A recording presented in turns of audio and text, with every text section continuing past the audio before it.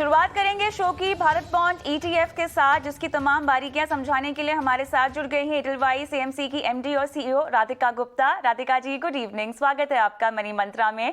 और 3 दिसंबर को ये ईटीएफ निवेश के लिए खुल जाएगा। तमाम बारीकियों पर एक एक करके हम सवाल जवाब करेंगे। सबसे पहला सवाल जो मैं आपसे समझना चाहती हूँ, बहुत ही आसान भाषा में मुझे यील्ड टू मैच्योरिटी जो इस बॉन्ड की है वो समझना है। अक्सर अखबारों में और तमाम आर्टिकल्स में एक आम निवेशक इस टर्म को पढ़ता तो है, लेकिन इसका असल में मतलब रिटर्न के लिहाज से वो क्या होगा? नमस्ते Kavita ji and good hello to all of your viewers. तो भारत बॉन्ड ईटीएफ के कॉन्टेक्स्ट में मैं आपको यील्ड टू मैच्योरिटी बहुत ही साधारण तरीके से बताती हूँ। यील्ड टू मैच्योरिटी जब हम फिक्स्ड इनकम में निवेश करते हैं तो अल्टीमेटली इंसान ये जानना चाहता है कि भाई कितना मिलेगा। जब मैं निवेश करूंगा, चाहे 10 साल के लिए करूं 2032 तक, तो कितना मिलेगा।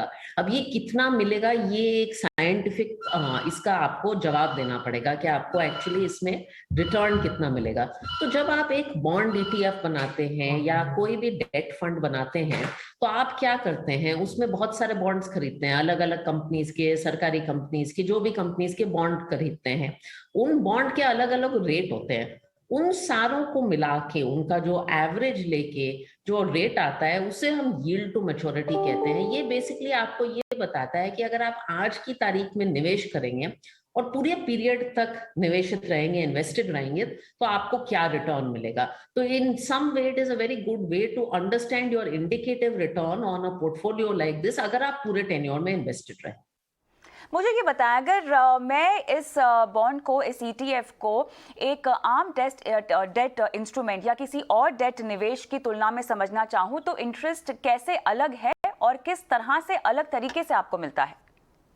तो ये प्रोडक्ट वो ही बॉन्ड्स होल्ड करता है। मैं आपको इसकी सिमिलैरिटी बताती हूँ बाकी बॉन्ड प्रोडक्ट से, बाकी डेट फंड से, और जो अलग है वो भी बताती हूँ। आई थिंक जो ये प्रोडक्ट की खासियत है वो इसका स्ट्रक्चर है। जब हम बाकी बॉन्ड फंड्स देखते हैं तो वो बॉन्ड्स होल्ड करते हैं, लेकिन पता नहीं होता कि क्या रेट होगा। आज निवेश करें लेकिन इंटरेस्ट रेट ऊपर चले गए, आरबीआई ने कुछ कर लिया, फेड ने कुछ कर लिया, बहुत कंफ्यूजन होता है। इसका स्ट्रक्चर भारत बॉन्ड ईटीएफ का बड़ा अलग है। इसका टारगेट मैच्योरिटी स्ट्रक्चर है। तो आप नोटिस करेंगे जैसे भारत बॉन्ड ईटीएफ जो दिसंबर 3 को खुल रहा है वो 2032 का है।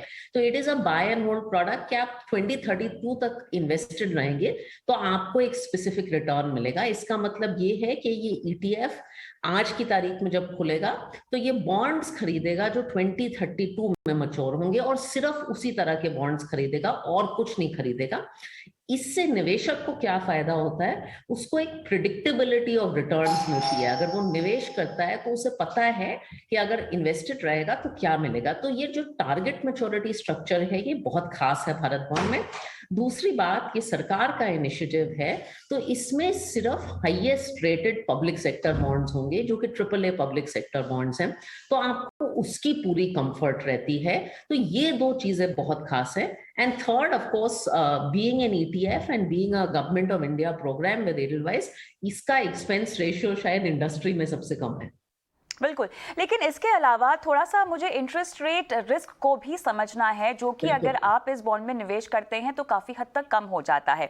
6.82% का ब्याज फिलहाल यहाँ पर यील्ड टू मैच्योरिटी कही जा रही है। पोस्ट टैक्स अगर हम देखें और इसी को पकड़ के चले तो 6.33% है। लेकिन इसमें अगर बीच में इंटरेस्ट रेट में उतार चढ़ाव आता है तो कैसे, अगर मैं इस रेट पर अपना पैसा लॉक इन कर लूँ तो मुझे इस उतार चढ़ाव से बचने का मौका मिलेगा?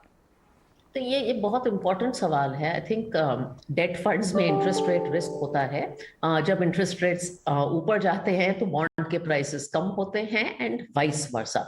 अब इस प्रोडक्ट में अगर आप टेन्योर तक, अगर आप जो टारगेट मैच्योरिटी है उसमें अगर आप इन्वेस्ट कर रहे हैं और इन्वेस्टेड रहें तो आपको ये जो 6.8% की यील्ड है वो मिलेगी। However, it is also very important to realise कि इन द मिडल जो फ्लक्चुएशंस हो सकते हैं।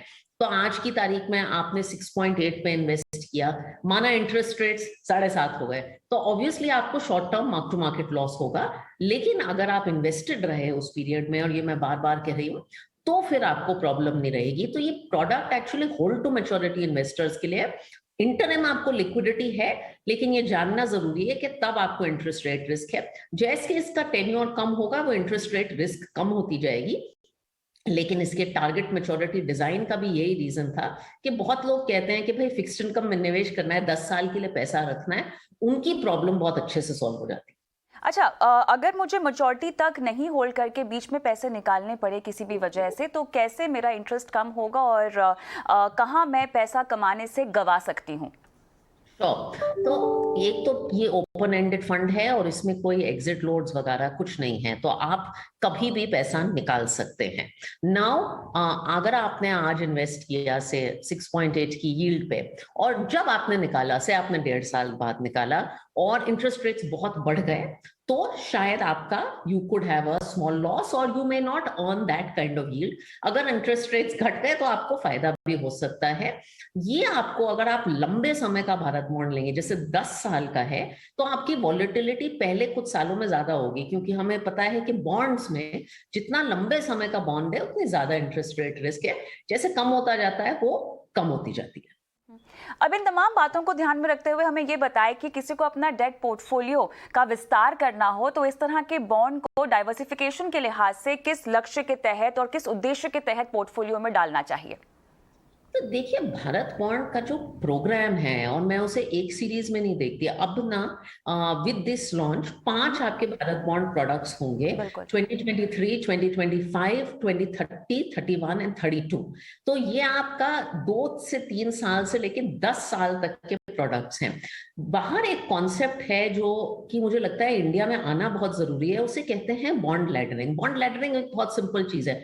आप अपना जो भी पैसा है, 100 रुपए जो आप डेट में निवेश करना चाहते हैं, उसे डिवाइड करिए कि कुछ पैसा मुझे 2 साल में चाहिए, कुछ 3 साल में चाहिए, कुछ 5 में, कुछ 10 में, और जो आपका वो डिवाइडेड है उसको आप भारत बॉन्ड के टेन्योर से मैच करके और उसमें लगा दीजिए, और उसके मुताबिक आप पूरा पोर्टफोलियो बिल्ड कर दीजिए। फिर आपको ये जो सवाल जवाब हमने इंटरेस्ट रेट के किए हैं ये होंगे ही नहीं, क्योंकि आपने अपना निवेश का टाइम होराइजन और प्रोडक्ट का टाइम होराइजन बिल्कुल मैच किया है। तो इस जरिए आपके 5 प्रोडक्ट यूज करके अपनी नीड्स के मुताबिक एक बहुत अच्छा सिंपल डाइवर्सिफाइड पोर्टफोलियो बना सकते हैं। राधिका जी, क्या कहेंगी उन तमाम निवेशकों को जो कि फिक्स डिपॉजिट में अभी भी काफी हद तक आकर्षित हैं और उसी में अपने पैसों को सेफ समझते हैं, जो मेरे ख्याल से उनके लिए सबसे बड़ी प्राथमिकता है, ना कि रिटर्न कमाना। ये भारत बॉन्ड ETF जो हम चर्चा कर रहे हैं, ये एक ऐसा निवेश विकल्प है जहां पर आपके पैसे भी सुरक्षित रहेंगे और बल्कि आप पैसा कमाएंगे भी। क्या कहेंगी उन तमाम निवेशकों को? तो मैं ये कहूंगी कि इसमें आप, Bharat bond ETF was meant to give you FD में आपको जो अच्छा लगता है, प्रिडिक्टेबिलिटी ऑफ रिटर्न वो भारत बॉन्ड ETF आपको देता है, सेफ्टी एंड क्वालिटी वो भारत बॉन्ड ETF आपको देता है। एक चीज जो FD नहीं देता, जो भारत बॉन्ड ETF देता है, वो है एक बहुत अच्छा tax structure. Debt mutual funds में इंडेक्सेशन है, मैं इसको समझाती हूँ।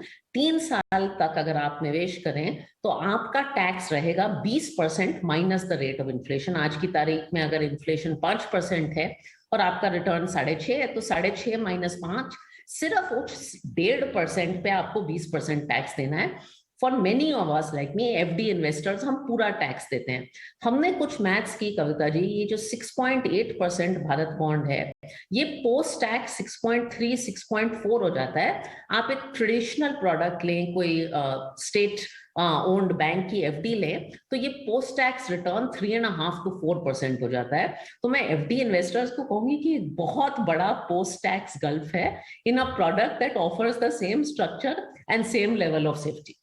अच्छा, क्या वरिष्ठ नागरिकों के लिए ये निवेश का विकल्प सही होगा?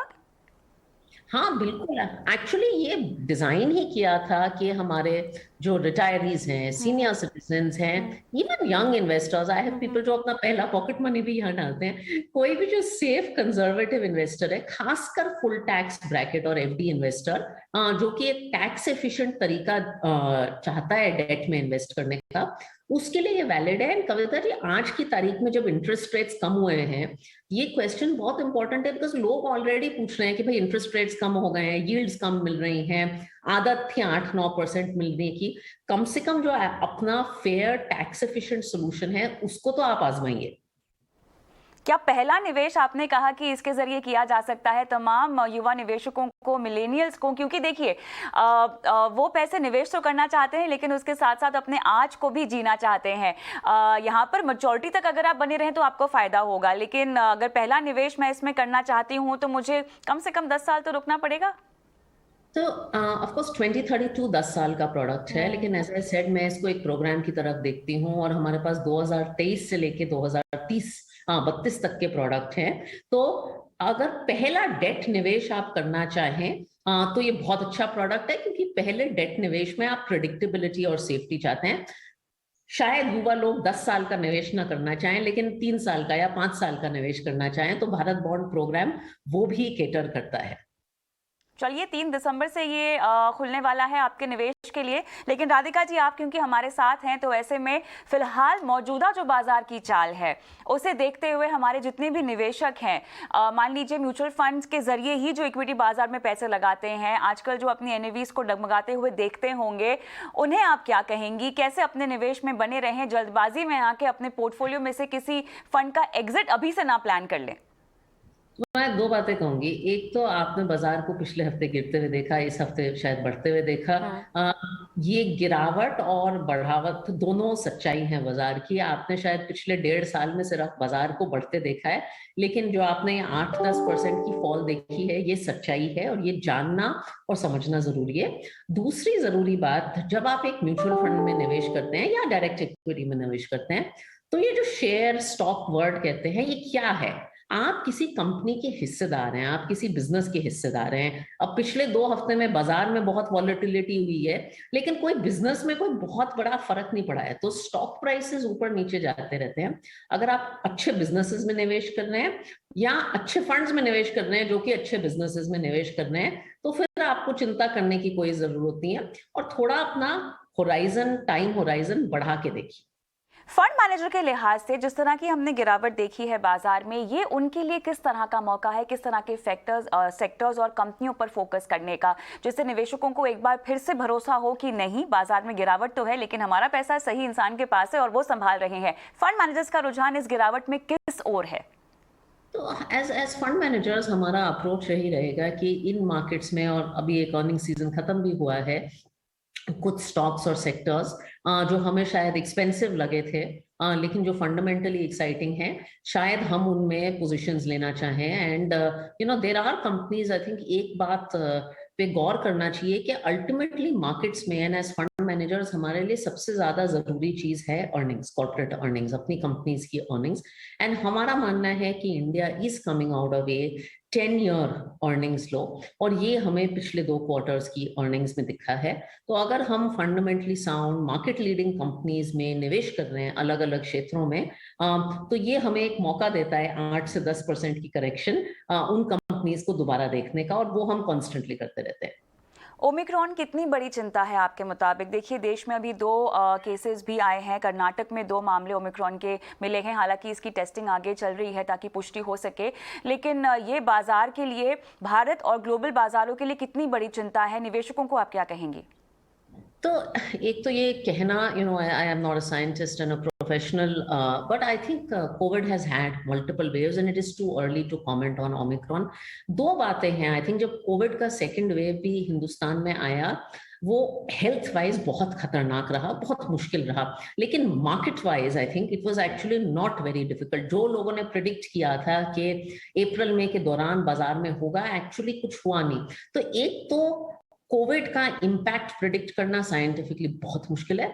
दूसरा, उसका इकोनॉमी पे क्या इम्पैक्ट होगा इन टर्म्स ऑफ लॉकडाउन, और तीसरा उसका मार्केट पे क्या इम्पैक्ट होगा, ये बहुत बहुत मुश्किल है, और ये मैंने सेकेंड वेव में जरूर देखा है। तो मैं निवेशकों को कहूंगी, आजकल क्या हो रहा है कि पहले एक ओपनिंग अप ट्रेड थी, चलो सब खुल रहा है, let us buy hotel stocks and all the things that are, अब दोबारा ये ओमिक्रॉन आ गया है, तो निवेशक, रिटेल निवेशक हमसे कह रहे हैं कि सेफ्टी करते हैं। ये जो कांस्टेंट जंपिंग अराउंड है ना, इससे बहुत कुछ अचीव नहीं होता।